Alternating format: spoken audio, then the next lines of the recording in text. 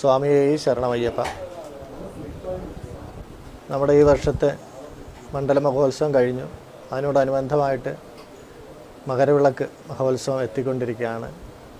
അതിനുള്ള ഒരുക്കങ്ങളൊക്കെ ആരംഭിച്ച് കഴിഞ്ഞിരിക്കുകയാണ്.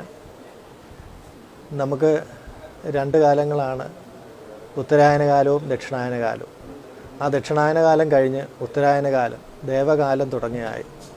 അന്നേരം ഈ ധനുമാസത്തിൽ നിന്നും മകരമാസത്തിലേക്ക് സൂര്യൻ സംക്രമിക്കുന്ന സംക്രമ പൂജ.